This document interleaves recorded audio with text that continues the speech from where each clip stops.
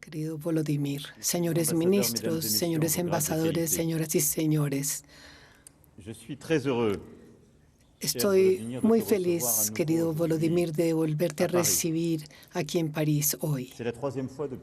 Es la tercera vez desde el comienzo del conflicto y de la agresión rusa contra tu país. Son varias veces ya, porque no olvido la primera visita en este lugar cuando yo era candidato. Hice una gira por Ucrania y fue la primera vez que nos vimos.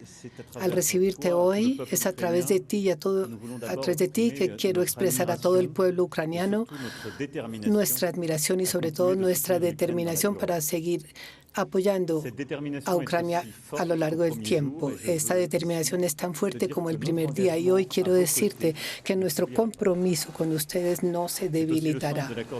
También es el sentido del acuerdo bilateral de seguridad que acabamos de firmar hace un momento. Esto concretiza un compromiso que habíamos tomado con todos los países del G7 al margen de la cumbre de la OTAN en Vilna el año pasado. Es también un proceso colectivo, puesto que el Reino Unido y Alemania ya firmaron con ustedes un acuerdo comparable y que con el tiempo los demás países del G7 y otros 25 países harán lo mismo. En algunos días va a comenzar el tercer año de esta guerra que solo la quiso Rusia. No olvido, querido Volodymyr, todas nuestras conversaciones durante las primeras horas de este funesto día del 24 de febrero de 2022. Tengo un pensamiento por todos los ucranianos, por todos aquellos que han sufrido pérdidas en sus familias, en sus casas, por todos aquellos que combaten en el frente de Avdiivka y en todos los demás lugares. Admiramos a todos los que luchan por la libertad, también por la seguridad europea, por la solidez de las democracias liberales y la defensa del derecho internacional. Querido Volodymyr, estamos determinados a hacer que fracase la guerra de agresión de Rusia, apoyándolos a ustedes. El valor de la resistencia ucraniana, la explosión de unidad que su justo combate ha suscitado. Esto ya ha conducido a varias derrotas estratégicas de Rusia. Hace 2 años Rusia nos explicaba que había adelantado una operación especial que terminaría en unas pocas semanas, pero terminó vaciando sus prisiones para compensar las grandes pérdidas que sufrió en el frente. Muchos jóvenes rusos han preferido la libertad a la guerra y están en Belgrado o en otras partes. Rusia ha perdido sus talentos. Prefiere financiar una guerra inútil, injusta y cruel que financiar a los servicios básicos para su propia población o los precios de los huevos para quienes ganan salarios bajos. Rusia, desde los años 90, había vuelto a los diferentes formatos internacionales, pero perdió su lugar y su credibilidad en la escena internacional. La perdió porque ya no es invitada y porque Ucrania ganará. Y la Unión Europea y la OTAN lo esperan también.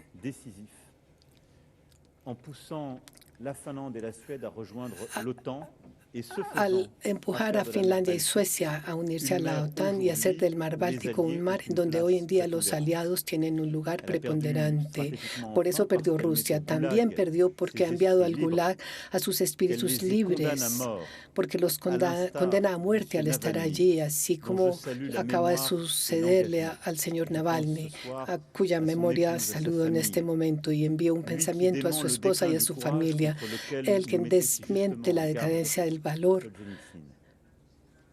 del cual Solzhenitsyn nos advertía. La muerte de Navalny es la debilidad del Kremlin y de toda la oposición. Pero hay un país agredido, que es Ucrania, y un agresor, que es Rusia. Y si esta agresión se dirige sobre todo a Ucrania, también causa muchas otras víctimas. El orden del derecho internacional, la estabilidad del mundo, el planeta entero, porque esta agresión ha creado muchos desequilibrios, sobre todo a nivel alimentario. Rusia, a pesar de sus fracasos, continúa empeñada en su ataque durante estos 2 años. Y en particular, estos últimos meses ha acumulado y ha endurecido todas las posturas agresivas, no solamente frente a Ucrania, sino contra todos nosotros. Hoy en día es una nueva etapa la que comienza. La Rusia de Vladimir Putin se convirtió en un actor metódico de la desestabilización del mundo, que no duda con amenazar su entorno, sino también directamente los intereses de todos. Rusia se ha convertido en una potencia imperialista que niega la soberanía de Ucrania, de su derecho a elegir sus alianzas, su derecho a existir, en resumen. Y en el fondo lo que busca Rusia es un orden basado en la fuerza. Lo que defiende Ucrania y nosotros con ella es el respeto de los principios fundamentales del derecho internacional. Rusia se ha convertido en una potencia revisionista crecientemente estos últimos años. Las palabras expresadas recientemente muestran que no tiene límites. Ucrania y Georgia tienen razones para preocuparse, pero muchos otros también, porque Rusia está construyendo, o el régimen del Kremlin, porque no puedo comprometer a todo el pueblo, pero algunos tomadores de decisiones son quienes han decidido precisamente cambiar el destino de sus propias naciones para lo peor. El régimen del Kremlin está construyendo un relato fantasmagórico, negando su propia palabra y sus propios compromisos, especialmente el precio en Almatá en 1991. Esto es una amenaza para Europa, para el Cáucaso y para Asia Central. Rusia debe saber que el mundo la está mirando, que todo el mundo se está preguntando qué será lo que va a invocar para continuar con su agenda y cuál país será su próxima presa. Rusia también en estos últimos años ha acumulado interferencias en las elecciones. No olvido que yo mismo, durante la campaña electoral de 2016-2017, había recibido ataques directos de Rusia. Lo había explicado durante mi primer encuentro con Vladimir Putin. Estos últimos meses en toda Europa, estas maniobras de desinformación y de manipulación de la información y los ataques cibernéticos se han multiplicado profundamente, se han sistematizado y se han intensificado. Rusia, en efecto, ha saltado varios umbrales a este nivel con respecto a las democracias europeas en las últimas semanas y en los últimos meses. Todo esto nos ha conducido con Alemania y con Polonia a revelar y a atribuirle varios de estos ataques, y lo seguiremos haciendo. Este cambio de postura marca claramente una voluntad de agresión contra nosotros. Por último, Rusia también ha multiplicado las zonas de confrontación y de desestabilización, tanto en África como en el Oriente Cercano y el Oriente Medio. Surgen preguntas muy graves, pero aquí soy prudente. Solamente pienso en las preocupaciones expresadas por varios sobre el posible despliegue nuclear de Rusia hacia el espacio. Si esto llegara a confirmarse, sería muy desestabilizador para el mundo, muy preocupante para los ciudadanos. Rusia debe explicarlo. Las instituciones internacionales también deben ocuparse de este asunto. Todo esto muestra claramente que si en estos últimos años Rusia, en varios de estos puntos, si Rusia tenía cierta continuidad, imperialismo, revisión de la historia, desestabilización de nuestras democracias, la intensificación de estas agresiones, el cambio de naturaleza y los umbrales que ha superado, toca decirlo ahora, este cambio de postura de Rusia exige una respuesta colectiva. Este es un mensaje de Europa y lo seguiremos mandando, pero también es una señal de la comunidad internacional porque estas agresiones afectan la estabilidad de todo el planeta y afectan a todos los países que tienen responsabilidades diplomáticas eminentes. Que sea claro, Francia no está en guerra ni contra Rusia ni contra el pueblo ruso. Francia, de hecho, ha hecho todo lo posible por impedir esta guerra en Ucrania y estamos decididos a hacer fracasar esta guerra de agresión de Rusia contra Ucrania y todas las agresiones que Rusia pudiera realizar. Esta es nuestra determinación. Nada nos va a hacer cambiar de opinión. Querido Vladimir, le digo que Francia seguirá apoyando a Ucrania en el tiempo.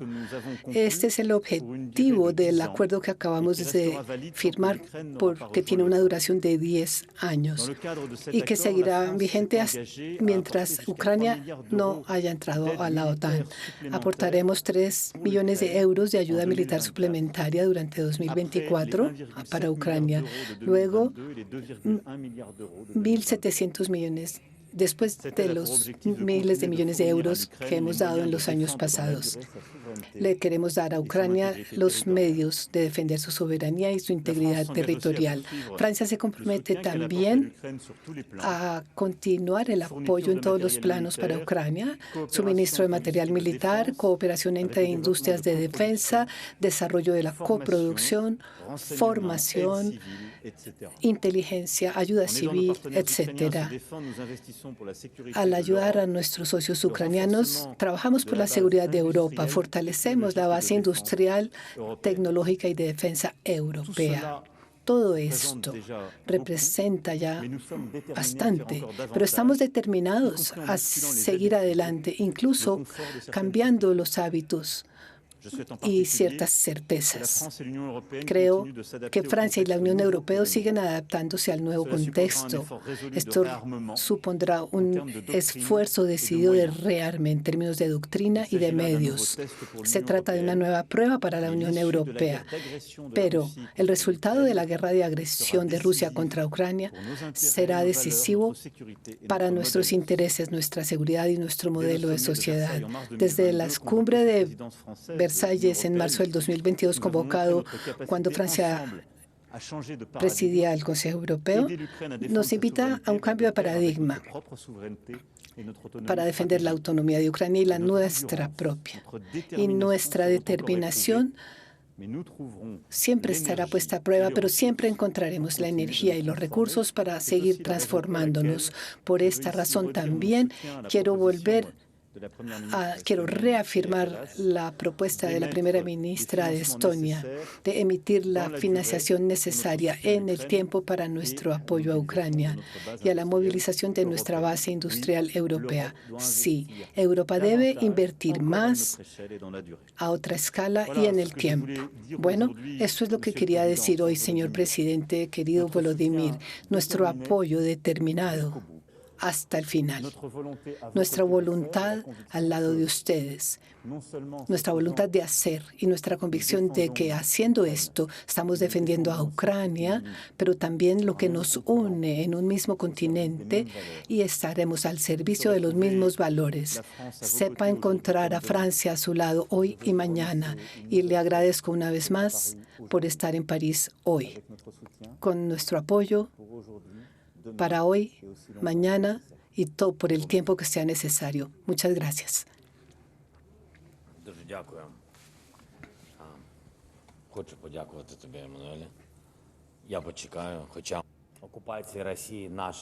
That have taken place as we face this challenge. Mientras enfrentamos este gran desafío, la ocupación rusa, los ataques sobre nuestro territorio y nuestros valores, todos nuestros encuentros han sido muy poderosos, pero el de hoy creo que fue especial. El espíritu de este encuentro es poderoso. Cuando se compara con nosotros, y quiero agradecerle por la profundidad de su comprensión de lo que pasa en Ucrania, por entender la tragedia terrible y sangrienta que estamos sufriendo. Y quisiera agradecerle por el trabajo suyo, por el de su equipo, lo que hemos podido hacer juntos. Por una Europa unida también, y de nuevo quiero agradecerle por invitarme acá y por las negociaciones que hemos tenido. Queridos periodistas, damas y caballeros, la prensa,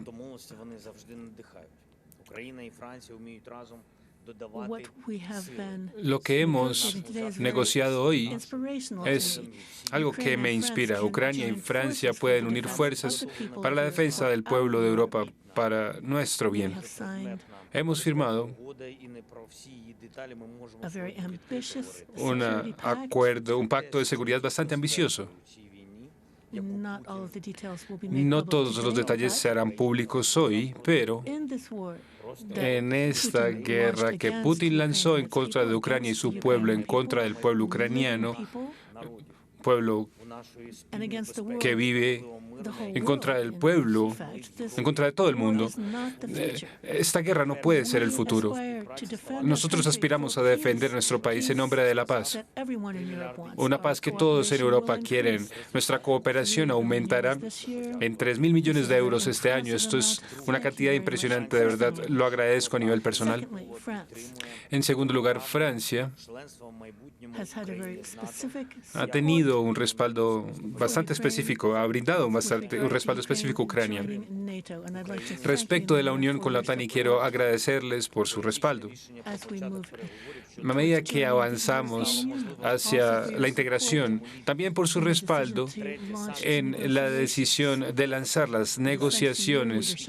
Es gracias a su liderazgo que hemos podido asumir estas negociaciones. Quiero agradecerle por las sanciones en contra de Rusia y en contra de sus líderes. Son una prioridad absoluta para nosotros.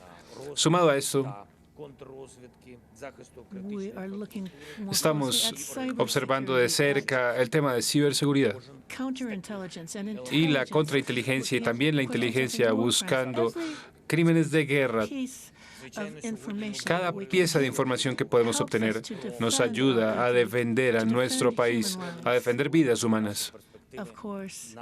Por supuesto, hay campos de batalla en Ucrania y nuestros soldados tienen necesidades básicas, nuestro pueblo también. Nosotros, de manera regular, estamos compartiendo información con Francia y estoy muy agradecido con Francia y con el presidente francés por todo el respaldo que nos han mostrado. Hoy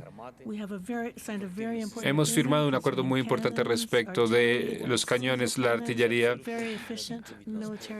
equipo militar bastante eficiente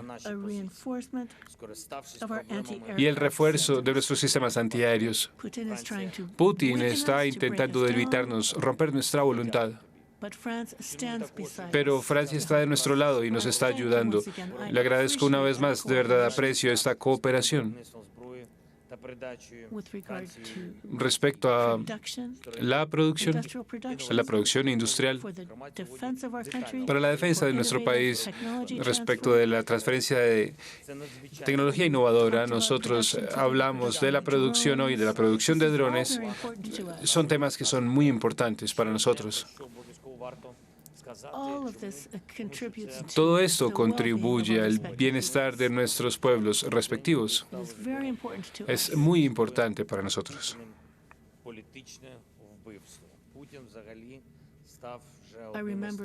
Yo recuerdo el día que supimos del crimen cometido por Putin. Putin se volvió uno de los dictadores más sangrientos en la historia de la humanidad y sigue atravesando ese camino. Trabajaremos con todas las instituciones que puedan hacerlo responsable por todos esos crímenes. Y le pido a todos los líderes mundiales que hagan tanto como sea posible para castigar al agresor. Todos debemos trabajar juntos para defender estos valores que compartimos, para poder finalmente lograr unos resultados justos y honestos. Muchas gracias, Emmanuel, por esta invitación. También quiero agradecerle al pueblo francés por su respaldo. Ustedes han hecho tanto por el pueblo ucraniano, por nuestros refugiados. De verdad, muchas gracias por su respaldo. Gloria a Ucrania. Ahora recibiremos preguntas. Buenas noches. Tengo una pregunta para los dos presidentes. Hoy ha sido un día muy importante para Ucrania. Hoy firmamos un acuerdo con Alemania y ahora con Francia. Y me pregunto si puede decirme cuáles son algunas de las diferencias entre los acuerdos firmados con Alemania y con el Reino Unido. ¿Qué ha traído a Francia particularmente? ¿Qué es algo que se suma a los acuerdos anteriores?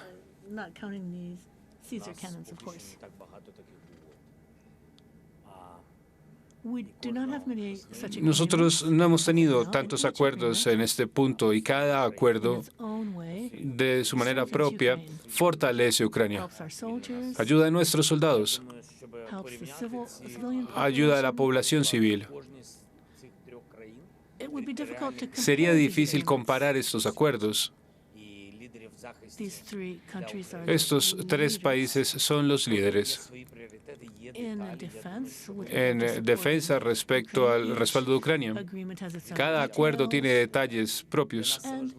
Y ustedes podrán ver los detalles de esos acuerdos. Eso es muy importante, que haya transparencia, que los ucranianos puedan ver lo que significan estos acuerdos y también que Rusia, que nuestros enemigos, vean que Ucrania no está sola. Que los países poderosos alrededor del mundo, con sus poderosas economías, con sus valores, que estos países no están abandonando Ucrania. Que Rusia no es tan poderosa económicamente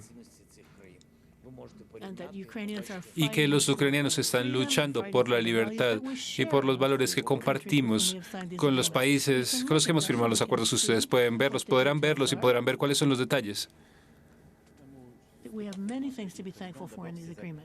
Hay muchas cosas.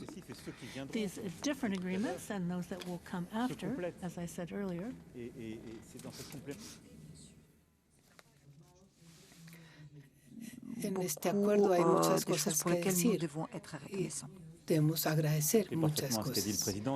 Como dijo el presidente,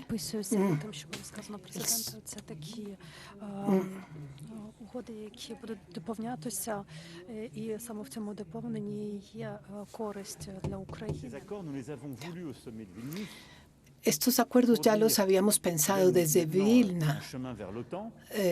Dijimos, si este es un camino hacia la OTAN, pero de alguna manera no podemos dejar un vacío. Estos acuerdos entonces tienen el objetivo de dar una visibilidad al compromiso militar con cifras, pero también con el detalle de capacidad. Y como usted lo dijo, ya sean cañones, obuses, misiles, en fin, hay acciones de formación y en otros aspectos. Todo es útil para satisfacer las necesidades que fueron expresadas por Ucrania y sus ejércitos. Y también es que hemos aprendido las lecciones de la historia. En el pasado, Ucrania ya había firmado acuerdos, pero eran muy vagos. De alguna manera eran acuerdos que no eran suficientemente comprometedores para los estados. Ahora estamos firmando acuerdos concretos y eso es lo que quiero que ustedes recuerden. Este no es un acuerdo de principio como los que hubo en el pasado, como ya lo hemos visto. En 2014 primero, luego en 2022 no hubo efecto de esos acuerdos. Aquí nos estamos comprometiendo con medios precisos y cifras precisas, con garantías reales para el ejército ucraniano para que pueda asegurar su defensa y reconquistar los territorios.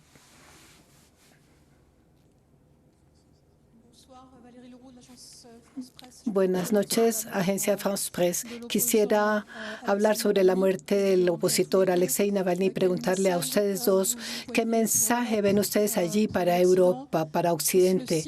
¿Es esto un signo de que Vladimir Putin se siente todopoderoso? ¿Ustedes creen que es responsable de la muerte de Navalny?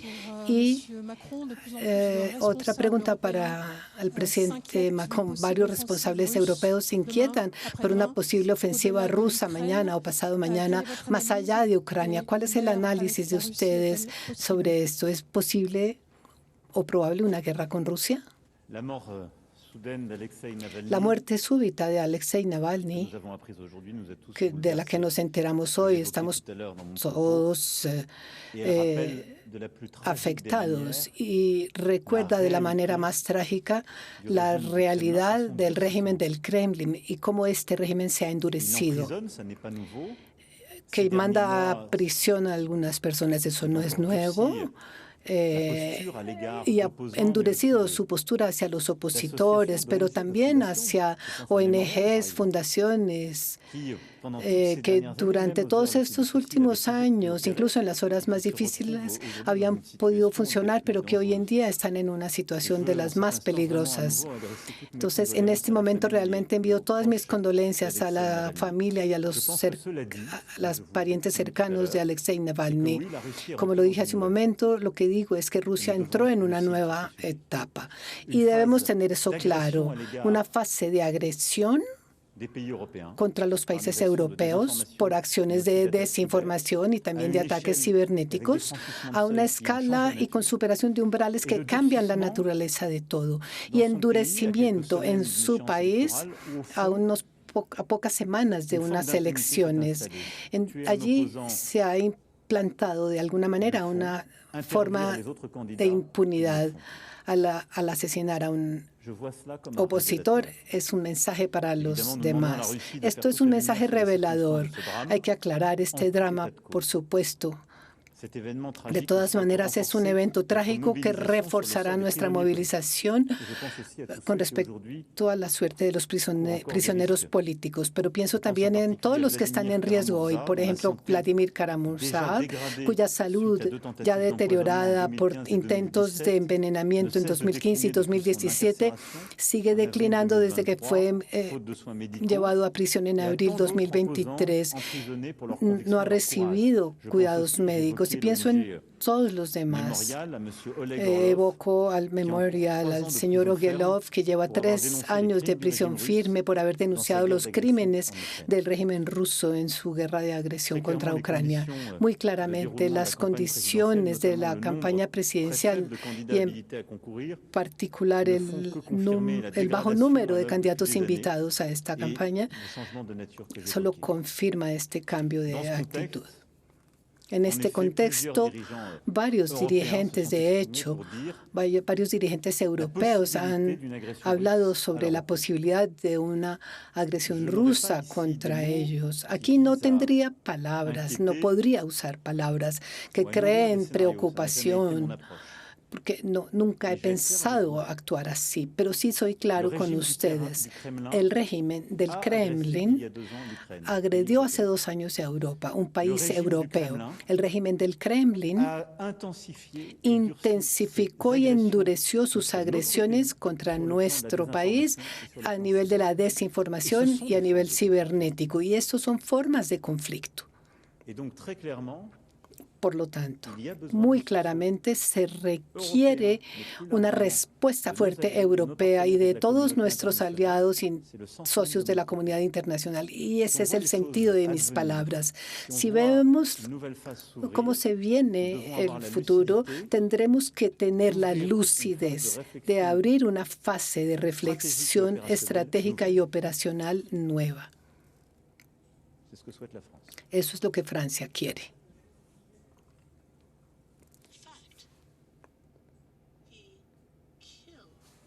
Mató a Navalny, él es un asesino, ahí no hay ningún secreto.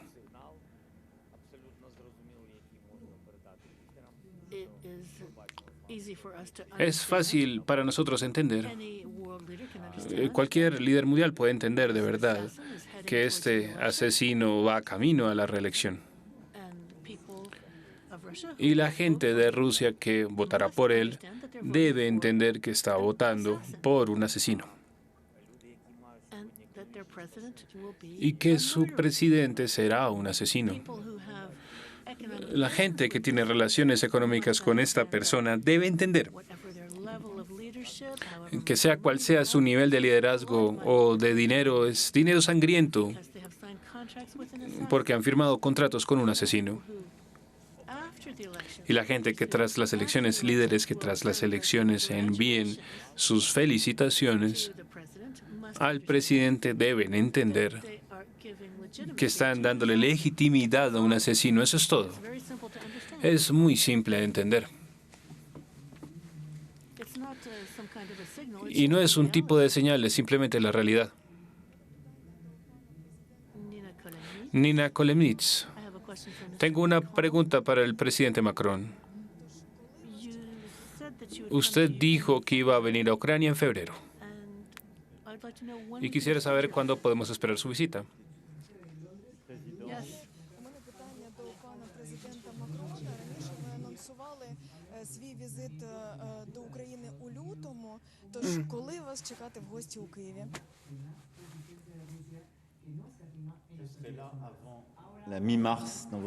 Estar en su país antes de mediados de marzo, acompañando al presidente del pueblo ucraniano.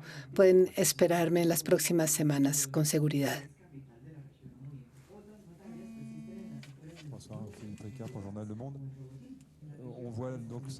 Del mundo. Después de estos acuerdos de seguridad firmados en Alemania, en Francia, en el Reino Unido hace algunas semanas, vemos que hay cada vez más acuerdos, hay nuevos despachos de armas. Quisiera saber, presidente Zelensky, también presidente Macron, ¿piensan ustedes que los europeos no tendrán que hacer aún más en los próximos meses, sobre todo si el bloqueo persiste en el Congreso de los Estados Unidos sobre las ayudas militares de los Estados Unidos? ¿Se espera más de Francia y de Alemania? ¿Acaso Francia y Alemania, sobre todo Francia, estaría dispuesta a hacerlo? Y también pensando en una posible victoria del señor Trump en las elecciones de los Estados Unidos de aquí a fin de año. Y otra pregunta, ¿cuándo piensa usted, señor Zelensky, firmar un acuerdo de seguridad bilateral con los Estados Unidos? En este contexto, ¿usted cree que esto sería bueno para ustedes antes de la cumbre en Washington o de la OTAN o antes de las elecciones? Gracias. En cuanto a nosotros, a través de estos diferentes acuerdos, estamos dando visibilidad a nuestra ayuda bilateral militar, además, obviamente, de todo lo que se está haciendo en los planos civil, militar y económico. Y además de todo lo que ya se hizo, es una manera de dar visibilidad independientemente de todo lo demás, si puedo decirlo. Estos acuerdos bilaterales se están haciendo a nivel europeo mediante el acuerdo que firmamos en la última cumbre, 5.000 millones de euros en préstamos y donaciones a nivel europeo. Esto también da una visibilidad y un apoyo. Y como ya lo dije, tenemos que ponernos en la capacidad de adaptar este esfuerzo a las necesidades en términos de intensidad y de plazos.